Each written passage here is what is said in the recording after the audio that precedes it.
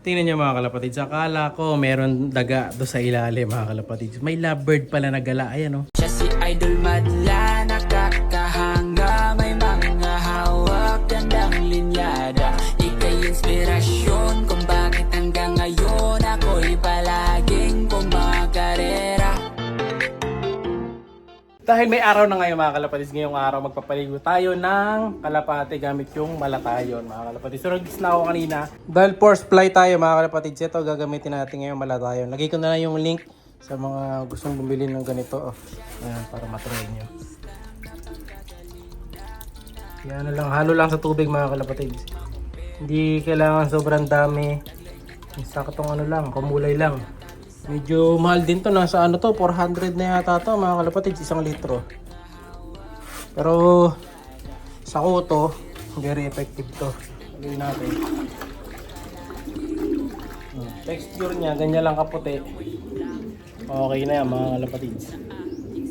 Ngayon, paliguan na natin. Lahat ng ibon dito, pwera doon sa may itlog. No, yung mga may itlog hindi pwede. Pero yung may inakay, pwede yan. Huwag lang yung sobrang liit pa yung inakay. You know? Mabilis ang ligo lang naman to para di sila magkakuto. Saka ano, para hindi lamukin yung mga inakay ko. Gagamitan na natin ng malatayon. Let's go! Round 2 mga kalapatids. Tapos na yung unang batch. Naliguan na natin lahat na nandito sa stock section natin. Ayan, baka na silang lahat mga kalapatids. Ayan o. So, naligo na yung mga yan. May mga may anak. Pero doon sa may mga bagong itlog. Ito, may itlog. Nalita ko dito. Dapat bagong itlog to. Naliguan eh. So, nalit. So ayan, mga young birds may ligo na rin. Pero ano lang yung sinawsaw ko lang. Nalis ko rin agad yan katulad niyan. Sausaw yan, alis agad. Pati yun, sausaw, alis agad. Yan, so okay na yung mga ibon natin dito. Ito, tinanggal ko muna yung pugad kasi wala ko palang itlog to eh. O ayan, pinaliguan muna natin sila. Alright. So lahat yan dumaan sa proseso ng ligo. Round 2 kasi medyo madumi na yung timba. So ginawa ko sa timba, yung ibabaw binuhos ko dito sa side. Ayan, wawalisin ko na lang yan mamaya para mawala yung pulong basa. Para wala langgam dito sa loob, saka matanggal yung mga hanip, saka lamok lumayas din dito sa loob natin. Kaya binuhos ko yung parting ibabaw dyan. Ngayon ito naman, yung mga stock bird naman. Ayan o. So, let's go. So ganun pa rin. Ganitong malatayon, mga 2 kutsara. Punuin nyo to. May 2 takip. Pag napunin 2 takip, okay na yun. Yun na yun mga kalapatids. Pwede nyo nang ibuhos doon. 1, 2, tapos okay na. No? Let's go. Tingnan nyo mga kalapatids. Akala ko meron daga doon sa ilalim mga kalapatids. May lovebird pala na gala. Ayan o. Lumidagit tayong lovebird ngayon. So, susubukan nating hulihin. Ayan o. Nagwawala siya mga kalapatids. Tingnan nyo. Kaso pumasok siya dun sa cage mga kalapatids. Diyan ka pumasok tol. Huli ko na to kung tutuusin, kaso baka agatin ako eh. Wala akong kasing net eh. So try natin mga kalapatids kung mapapapasok natin eh. Naku, ayun oh. Pumunta dun sa kalapatids. So dati kalapati lang kumakain ng mga gato. Kaya lovebirds na din. Ang bihira. Ayun siya oh. Ay mga kalapatids, tingnan nyo yung dagit natin oh. Lovebirds, kalapatids. Madungis eh. Kaso mailap. Palabasin natin.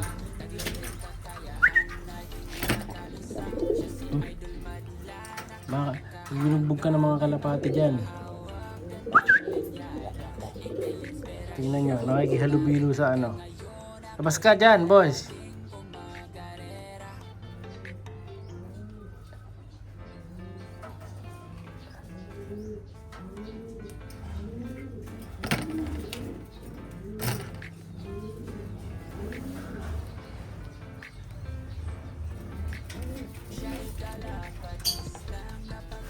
Labas!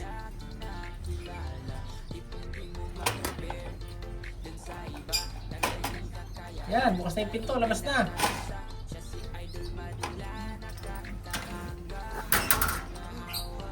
Kaya hulihin to. Masakit magat kasi ito mga kalapatids eh. Ayun na, binala ko na yun. Bugbugin ka ng kalapati dyan.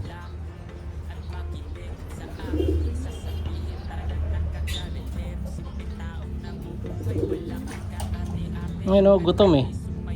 No? Kaso baka kasi may sakit mga kalapatids, kaya inaano natin na lumabas na eh.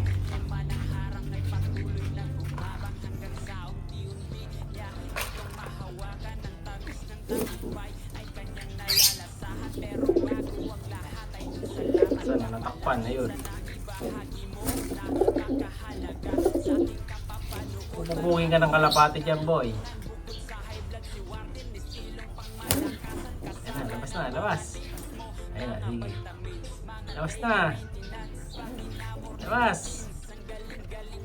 Matahuliin to. Tabuin ko na lang mga kalapatids.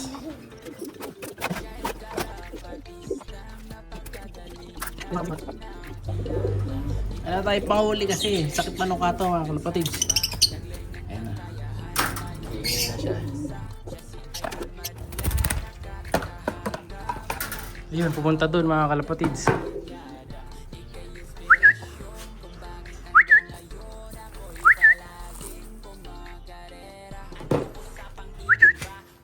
Uy, iinom, uy! Uy, uminom dyan. Ito siya mga kalapatids, ayun, nasa ilalim, ayun o.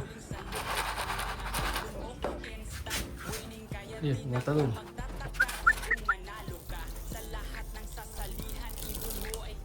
Ayun na mga kalapatids, lumapit sa isang balde na patoka ng dagat na lovebirds.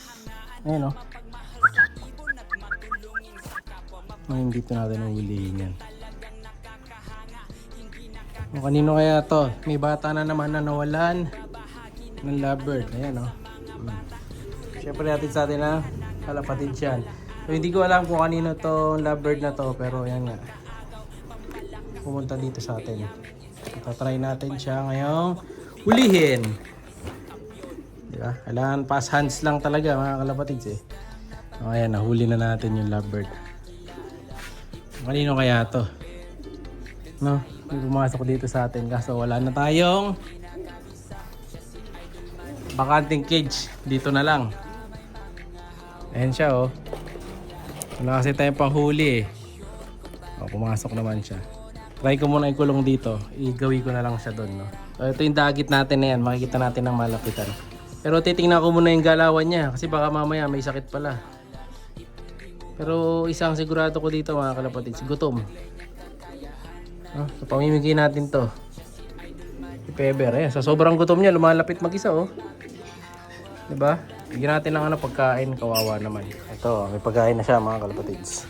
Bigyan natin. Kawawa naman. Kuha ko ng pop tray. Ayan mga kalapatids, meron na siyang pop tray. Second hand nga lang kasi yung gamit dito sa kabila, inilagay ko sa kanya. Dahil hindi ko sure kung okay yung pops nito, baka mamaya may sakit pala. Punin muna natin ng pansamantala, check ko yung pops mamaya. No? Ayan o. Oh. Bigyan ko na rin ng ano to, ng gamot. Oh, eto, may ano na siya, gamot kagad. Kawawa naman. Ito yung butchi, puno-puno yung butchi oh. Oh, inom ko na boy. Nalapit din yan agad. Ayan o, maamoy. Ba, ayaw mo ng tubig. Pero at least yan, meron na siyang gamot. Check na lang natin ang poops na ito mamaya.